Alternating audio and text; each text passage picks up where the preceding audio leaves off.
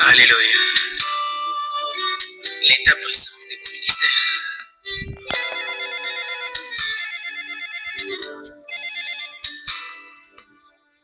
Timothée, viens plutôt vers moi.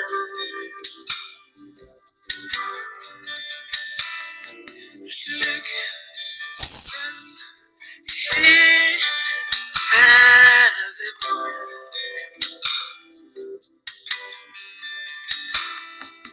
Prends Marc et amène-le avec toi.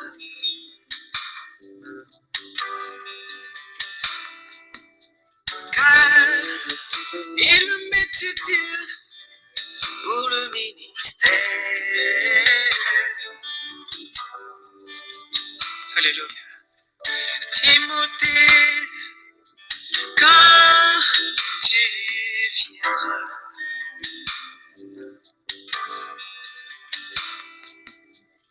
apporte mon manteau que j'ai laissé à Troas et le livre, surtout le parchemin.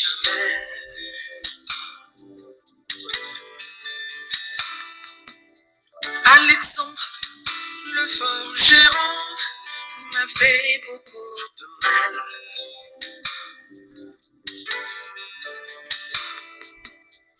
Le Seigneur lui rendra selon ses œuvres. Le Seigneur lui rendra selon ses œuvres.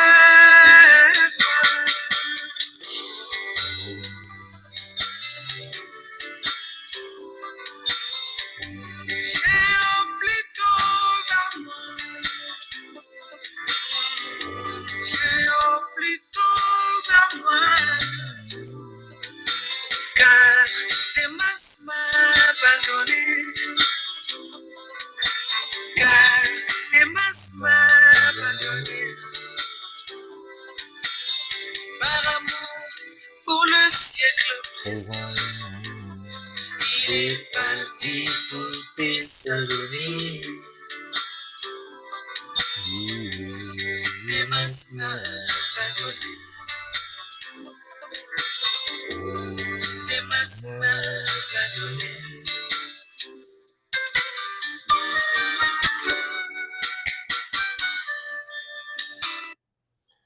Honneur et gloire à la vie. Nous sommes encore très ravis ce matin de nous tenir en face de vous afin de déballer, de discuter autour de ce grand thème que nous avons commencé il y a 2 semaines sur le début et la fin de la Troisième Guerre mondiale. Nous avons reçu beaucoup de questions. Nous avons voulu d'abord continuer. Peut-être que dans ce que nous allons dire, nous aurons des éléments de réponse. Donc, nous avons d'abord voulu terminer avec cette approche ou sinon cet enseignement sur le début et la fin de la Troisième Guerre mondiale. Et juste après, nous allons voir comment revoir les préoccupations des uns et des autres. Maintenant, comme sous-thème, nous avons prévu parler, nous sommes toujours sur le début et la fin de la Troisième Guerre mondiale. Nous allons voulu parler du principe de la dualité dynamique et de la complémentarité des opposés. Le principe de la dualité dynamique et de la complémentarité des opposés. Vous allez comprendre dans le développement de ce sujet sur le début et la fin de la Troisième Guerre mondiale, pourquoi nous voulons parler de ce principe de la dualité dynamique et de la complémentarité des opposés. Sans plus tarder, nous avons prévu faire vraiment des très courts métrages, des très courtes vidéos, de manière à ce que tous ceux qui voudrions bien suivre ne soit pas, si on ne dit pas tout, hein, si on ne dit pas tout, soyez-en sûrs que nous ferons d'autres numéros encore et encore pour que la compréhension soit au rendez-vous. Nous allons directement aller dans les écritures que nous avons lues la fois passée avant de passer aux commentaires. Nous allons vous inviter à prendre vos Bibles dans le livre d'Ésaïe. Nous avons lu le livre d'Ésaïe 21 au chapitre, le chapitre 21 du livre d'Ésaïe à son verset 11. De 11 à 12, il est dit oracle sur Douma. Nous rappelons encore que nous ne sommes pas venus faire un cours d'histoire, comme nous l'avons dit tantôt, nous l'avons dit dans la vidéo passée. Nous ne sommes pas venus faire un cours d'histoire. Donc, oracle sur Douma. On me crie de Séhir. Sentinelle, que dis-tu de la nuit? Sentinelle, que dis-tu de la nuit? La sentinelle répond, le matin vient, la nuit aussi. Dans d'autres traductions, il est écrit, le jour vient, la nuit aussi. Nous avons, dans la vidéo précédente, essayé de parler de ce qu'était qu'une sentinelle. La sentinelle, c'était cet être-là qui était placé au-dessus de la tour, parce que dans l'ancien temps, les villes étaient construites et autour des villes, il y avait ce qu'on appelle des forteresses. Et au-dessus de ces forteresses, il y avait une tour et cette sentinelle était là dans la tour afin d'avertir le peuple. Donc la sentinelle aujourd'hui, ce sont ces êtres éternels-là, ces créateurs qui ont sur la terre des éléments qu'ils animent. Je n'aime pas vraiment, dans mon langage, utiliser un peu trop un langage religieux, parce que c'est ce langage religieux qui bloque beaucoup à la compréhension des choses. Nous avons longtemps tourné autour de la montagne de Séhir, autour de la montagne religieuse qui n'est que la confusion. Voilà pourquoi, parfois, quand certaines choses arrivent, nous avons du mal à évoluer. Et cela montre simplement que vous n'avez pas compris le mystère de la nouvelle naissance. Alors, nous n'allons pas trop utiliser ce langage. Voilà pourquoi je ne suis pas trop, je dirais pas trop religieux. C'est vrai que j'utilise un langage. Parfois, il m'arrive pour essayer de faire comprendre, mais je ne suis pas trop ça. Voilà. Donc, nous avons lu le livre d'Ésaïe. Ésaïe nous dit, sentinelle, que dis-tu de la nuit? Le jour vient, la nuit aussi. Et nous allons ajouter une deuxième écriture dans le livre de Révélation, donc l'Apocalypse 8 au verset 13. Je regardais, j'ai entendu un aigle qui volait au milieu du ciel, disant d'une voix forte, malheur, malheur, malheur. Ces deux écritures ont été les éléments de base pour que nous abordions ce sujet sur la Troisième Guerre mondiale, qu'aujourd'hui nous avons voulu sous-titrer comme le principe de la dualité dynamique et de la complémentarité des opposés. Donc nous avons lu ces deux écritures et nous avons parlé, je vais faire un petit rappel avant de rentrer directement dans le vif du sujet, on fait un petit rappel sur les catégories des êtres qui existeraient sur la Terre. Nous avons dit que nous avons eu une réflexion après une étude très, très approfondie pour voir le comportement des uns et des autres, pour étudier les êtres qui sont sur la Terre, comment est-ce qu'ils se comportent. Parce que nous sommes appelés à étudier des êtres en termes de leur essence. Ouais, parce que nous n'étudions pas les êtres en fonction de ce qui sont à l'extérieur, parce que ce qui sont à l'extérieur n'est que vanité. Tu es poussière, tu retourneras à la poussière. Mais il y a des éléments qui nous poussent, quand nous restons en contact avec des êtres, nous pouvons étudier l'essence ou l'énergie vivifiante ou l'énergie qui anime ces corps. Est-ce que cette énergie qui anime ce corps est une énergie éternelle? Alors, nous avons compris que sur la Terre, après cette longue étude, nous avons compris que sur la Terre, nous avons trois catégories d'êtres. Nous avons les êtres qui sont, donc ces corps-ci, qui sont animés par des êtres éternels qu'on appelle les créateurs. Et ces corps ici sont sur Terre pour témoignage, pour exercer. Nous allons revenir sur ça, parce que nous savons que souvent nous utilisons un langage de mannequin où si vous n'êtes pas vraiment imbibé dans l'expression, dans la spiritualité, sinon dans cette sphère où les esprits sont élevés, vous ne comprendrez pas trop. Donc, je dirais que ces êtres ici, ces corps sur terre, sont en train d'exercer ce qu'on appelle le jugement du trône blanc. Voilà pourquoi nous disons que nous reviendrons dans les prochains numéros pour parler du jugement du trône blanc. Et ces êtres qu'on appelle les créateurs, qui influencent des corps ou des maisons sur terre. Donc, les créateurs. Et le deuxième, les deuxièmes, ce sont ce que nous avons appelé les serviteurs de Dieu. Les serviteurs de Dieu sont ceux-là qui accomplissent la volonté des créateurs, dans les deux sens. Donc, les serviteurs de Dieu, aujourd'hui, vous comprenez que non, c'est pas comme ce qu'on dit dans les églises. Oh, serviteur, serviteur, oui. Serviteur, c'est vrai.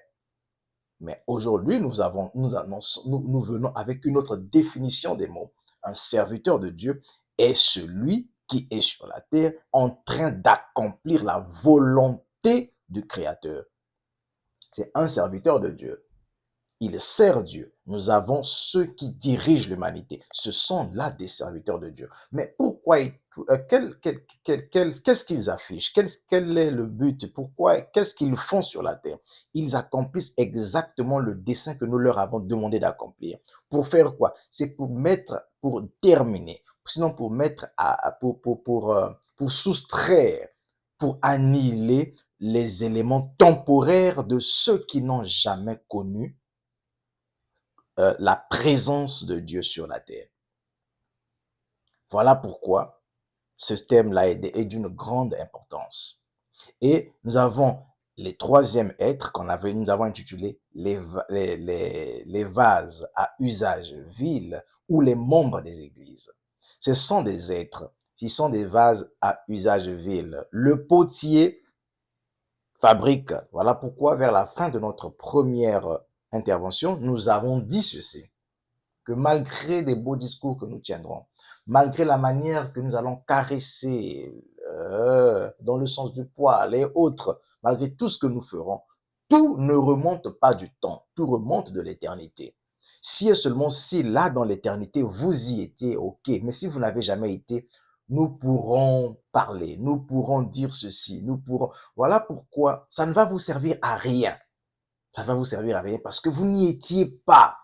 Nous avons dit que Jésus avait dit que je n'ai perdu personne, sinon le fils de la perdition. Si vous êtes un vase à usage vil ou un membre de l'Église, vous ne vivrez que les conséquences. Vous n'y serez pas, vous ne comprendrez rien. Voilà pourquoi nous ne venons pas tenir un langage de manière à convaincre les gens. Nous ne venons pas ici pour convaincre. Non, nous ne venons pas pour convaincre. Parce que ce que nous avons constaté encore dans les églises, c'est que les pasteurs ou ceux qui s'appellent pasteurs veulent convaincre. Mais on ne convainc personne. Apporter un message ou un enseignement de manière à éveiller, à faire comprendre les gens quelque chose. C'est pas chercher à convaincre parce que si nous cherchons à convaincre, nous allons briser les types. La première personne où on parlerait aujourd'hui de la dernière brebis parce que ça se parle. Je suis en train vraiment de prendre toutes les idées, après je vais rentrer dans le vif du sujet. On parlerait de la dernière brebis. Aujourd'hui, vous allez constater que non, les pasteurs tiennent des campagnes, donc la dernière brebis. Mais vous brisez les Écritures. La dernière brebis, quand vous regardez Noé, c'était qui Noé, la dernière brebis? C'était Noé lui-même. Il s'est rendu compte, il s'est assuré que tout le monde est rentré dans l'arche et il est rentré en dernière position. Moïse s'est assuré que tout le peuple avait traversé et il a traversé en dernière position. Et aujourd'hui, les pasteurs non, nous cherchons la dernière brebis. Quelle dernière brebis? C'est un faux discours. Et aujourd'hui, nous avons eu quelqu'un dans cet âge, William Marion Branham, qui aussi est entré dans la nuée, qui a été enlevé. Et quand il est revenu dans les sens conscients, il a dit que je vous ai tous vus. Mais c'était lui la dernière personne à entrer. Il a constaté d'abord que tout le monde y était. Il est revenu pour dire que non, je vous ai tous vus là-haut. Je vous ai tous vus. Maintenant, les gens, comme les deux groupes de pasteurs très mal intentionnés, il y a souvent des pasteurs qui arrivent pour garder un certain groupe dans la peur. Répentez-vous, les jours sont mauvais. Mais c'est faux. Les jours resteront mauvais parce que les trompettes ont déjà, les coupes sont en train de frapper la terre, l'humanité. Nous allons rentrer. Les coupes frappent déjà l'humanité. Et d'autres pasteurs qui comprennent que c'est comme si les choses ne vont plus avancer comme jadis, ils utilisent maintenant ce billet-là, donc cette couverture, donc la religion comme une couverture de soustraire les gens de l'argent. Il devient, on assiste à des escrocs, on assiste à des tapages dans les églises, simplement parce que nous avons compris, nous ces corps physiques qui sont animés d'énergie éternelle, comprenons que l'agneau a déjà quitté le trône d'intercession. Le trône d'intercession est vide, il n'y a que de la fumée et des éclairs. Et ce n'est plus un agneau, car Jean, quand il a pensé voir un agneau, il avait vu un lion. Et ce lion est sur son trône éternel et en train d'accomplir le jugement du trône blanc. Et c'est terminé. Un pasteur qui vient à me dire, de me compléter d'une certaine manière parce que les jours sont mauvais, il ment. Il ment parce qu'il n'y aura pas des meilleurs jours. Nous sommes en pleine extinction du système humain.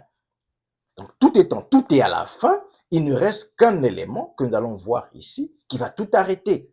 Maintenant, ceux qui comprennent qu'on dirait, voilà pourquoi certains tombent dans les sciences occultes pour essayer de tripatouiller un peu certaines énergies afin de parler de Jésus et de miracles, vous voyez un peu ce que je veux dire. D'autres encore deviennent des escrocs et encore ceux qui essaient de garder un peuple, essaient de traiter des thèmes autour de la peur pour attiser la peur afin de garder les gens dans des coquilles.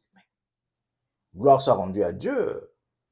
Nous ne sommes pas de ces pères-là, ces pères d'êtres qui sont dans des coquilles, qui veulent dans des systèmes de pensée humaine. Non. Voilà pourquoi nous sommes venus avec cet enseignement pour essayer de vous dire quand est-ce que la troisième guerre mondiale a commencé.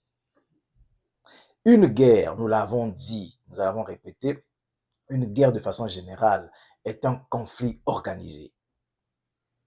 Un conflit organisé et une guerre mondiale, c'est aussi, on dirait aussi c'est un conflit organisé, seulement celui-ci a en son sein où cela fait intervenir plusieurs continents, plusieurs pays autour d'un problème.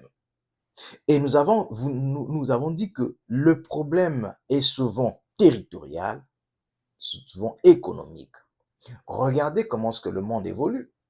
Nous avons eu la Première Guerre mondiale. Excusez-moi, je veux tout le temps jeter un coup d'œil dans mes doutes. Nous avons eu la Première Guerre mondiale. Je pense qu'elle avait commencé de 1914 à 1918 et je pense qu'elle avait duré 4 ans. Oui, 1914 à 1918, 4 ans. Mais nous avons aussi eu juste après cela la Deuxième Guerre mondiale de 1939 à 1945 qui avait duré, je pense, 6 ans avec quoi? L'invasion de la Pologne par l'Allemagne nazie. L'Allemagne, je rentre dans le naturel et après nous allons toucher le spirituel. Seulement, quand nous allons toucher le spirituel, prochainement, nous allons vous parler du mystère de la quatrième dimension. Parce que c'est là où tout se passe. Le mystère de la quatrième dimension. Donc, l'Allemagne qui va envahir un pays, un territoire. Le début de la Deuxième Guerre mondiale. Pourquoi tout tourne autour du territoire? C'est physique. Mais pourquoi tout tourne autour du territoire et de l'économie? Le territoire est la promesse faite. Vous êtes des lecteurs, vous comprenez. Quand Dieu avait dit « faisons l'homme à notre image », vous avez constaté que l'homme n'a pas pu reproduire les territoires. L'homme n'a pas pu reproduire l'homme parole. Alors la promesse était,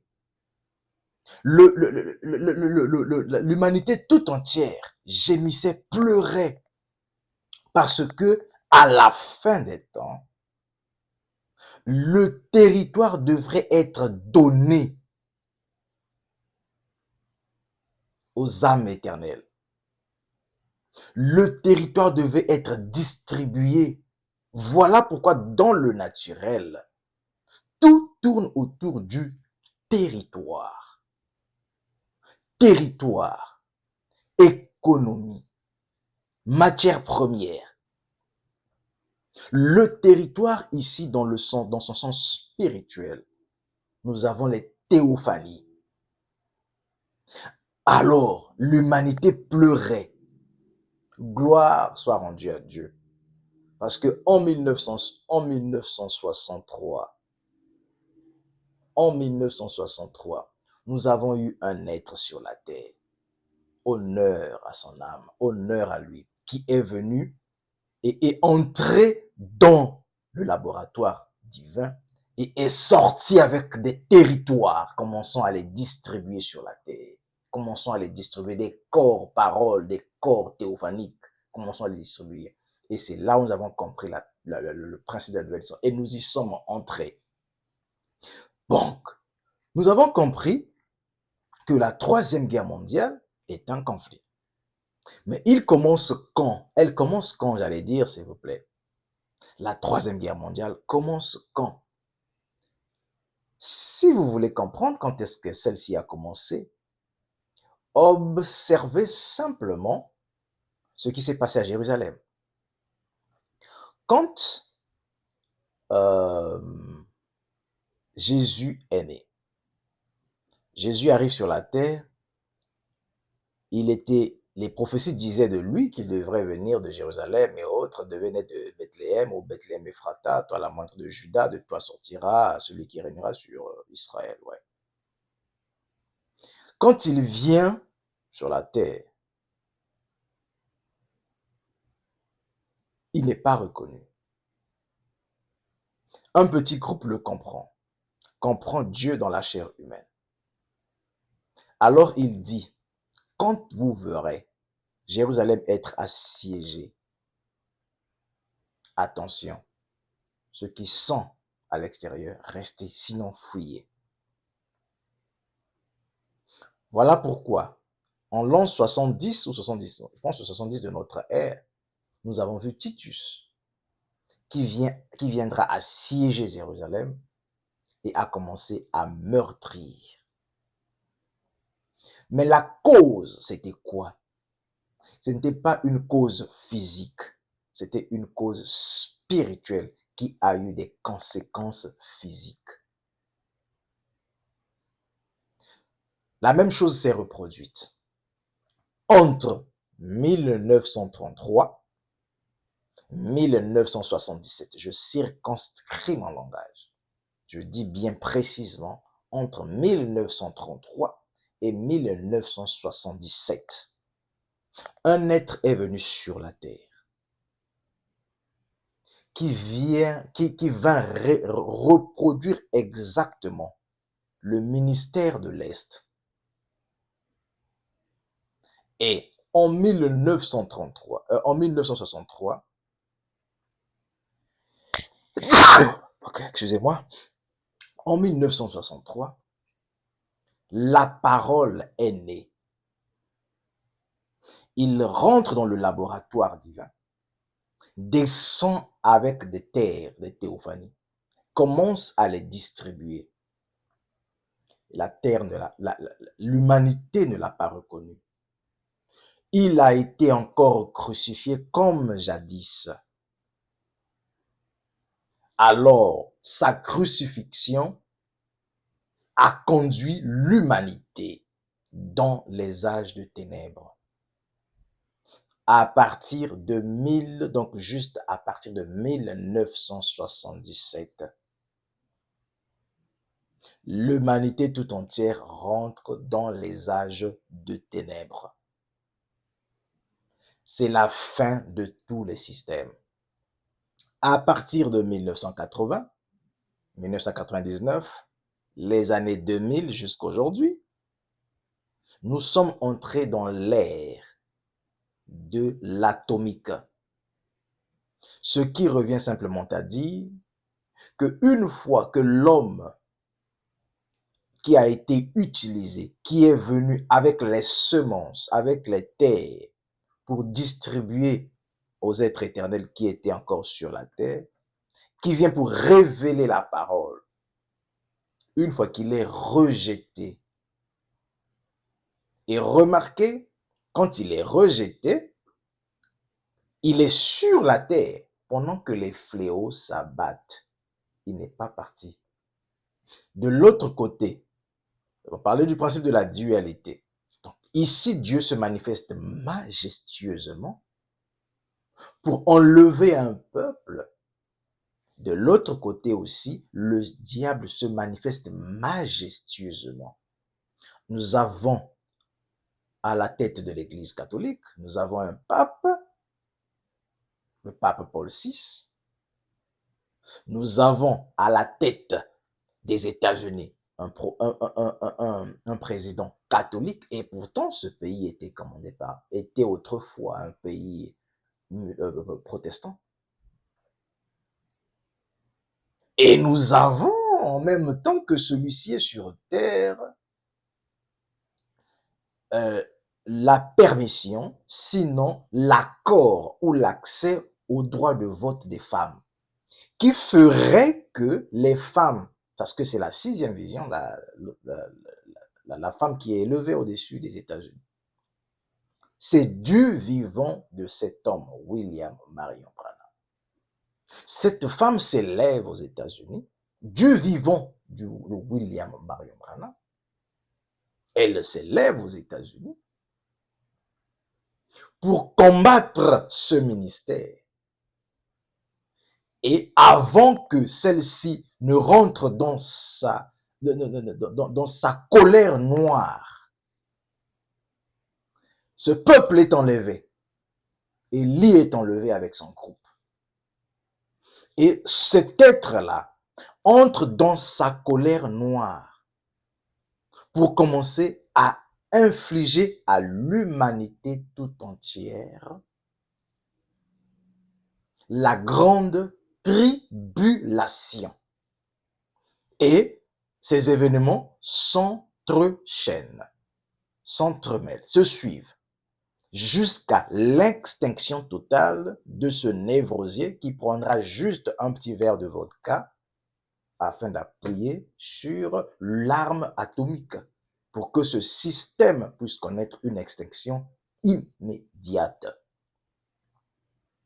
Donc, nous comprenons par là que la présence de Malachie 4 sur la terre avait pour rôle de prendre un peuple, de l'emmener dans l'enlèvement, et après, la conséquence de cela, le fait que celui-ci quitte les systèmes sont Ichabod, et cela entraîne automatiquement la 3e guerre mondiale.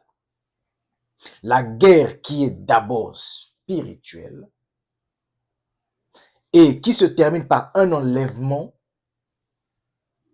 et la conséquence physique, nous avons les guerres, les fléaux qui s'entrechênent, qui viennent l'un après l'autre.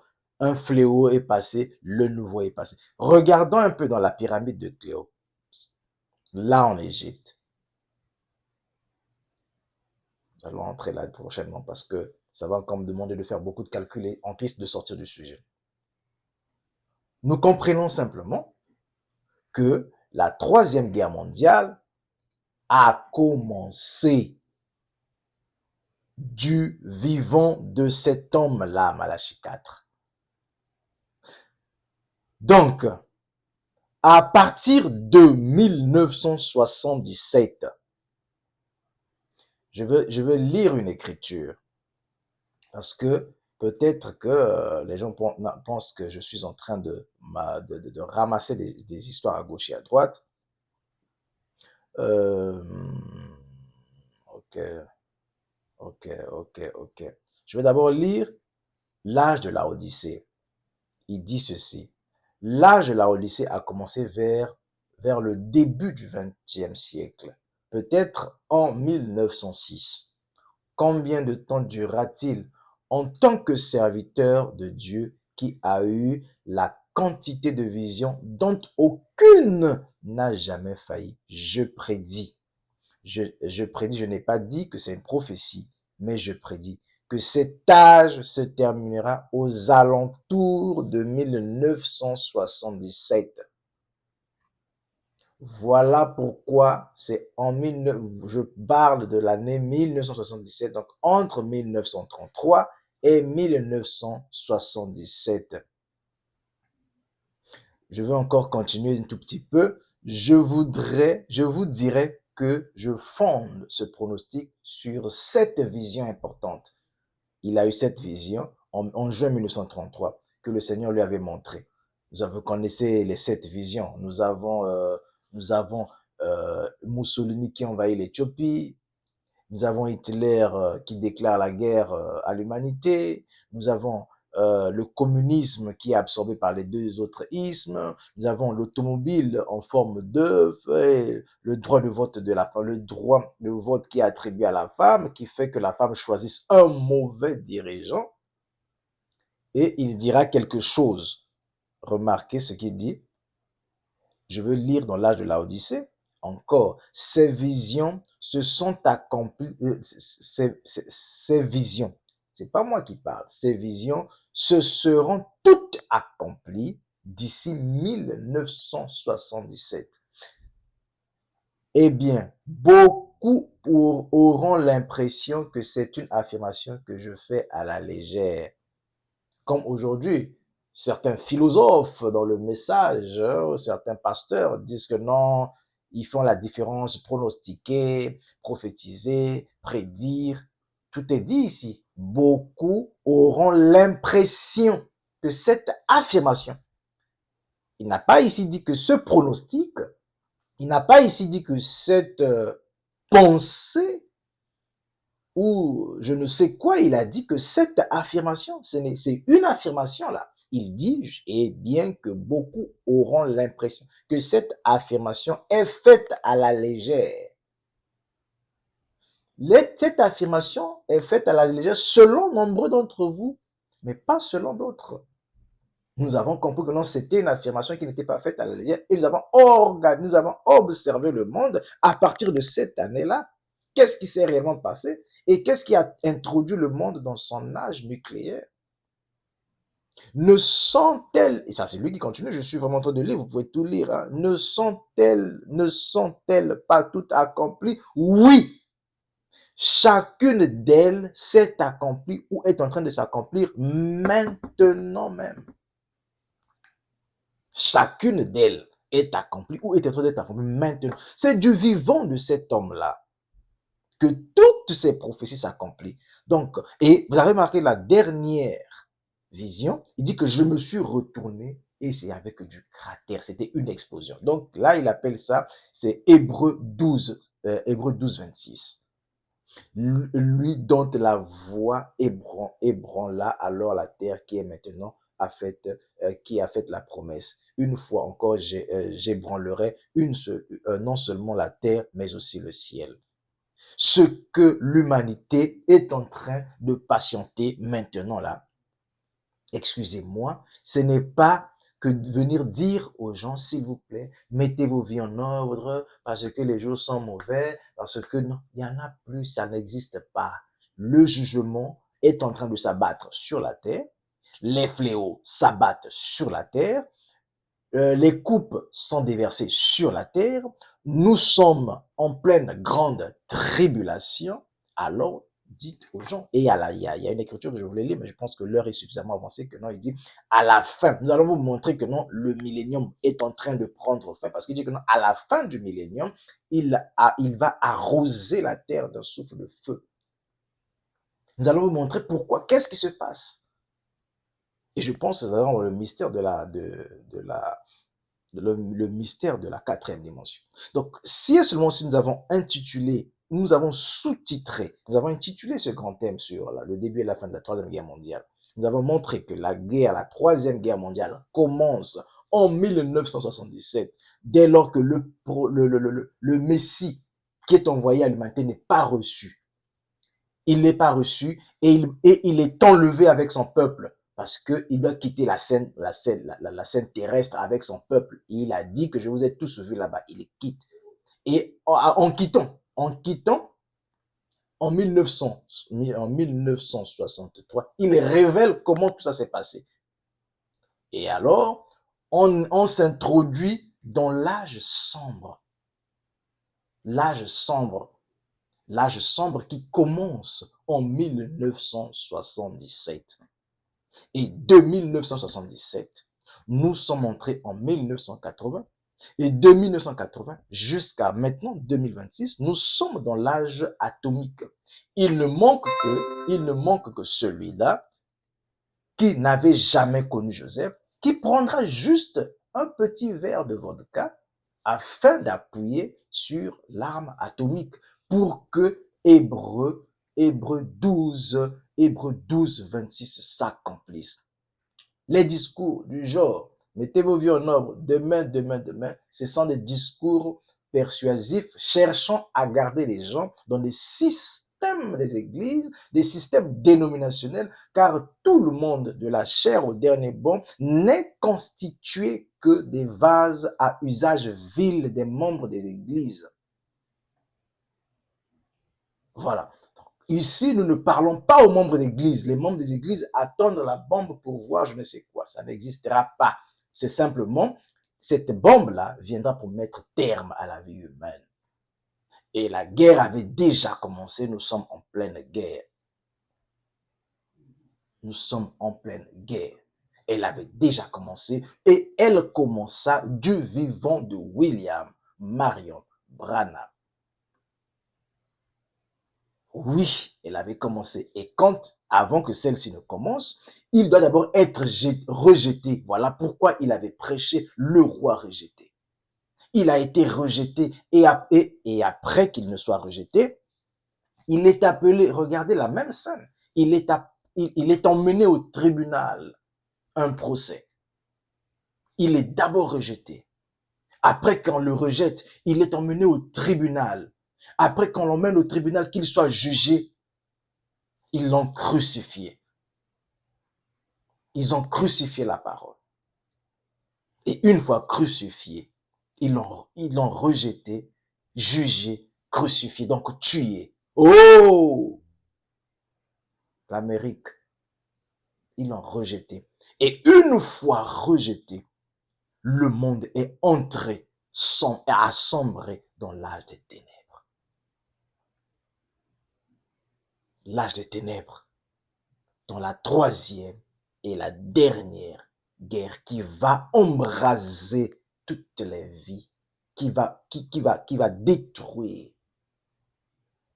afin que la terre retourne dans sa position initiale qu'elle avait avant le déluge.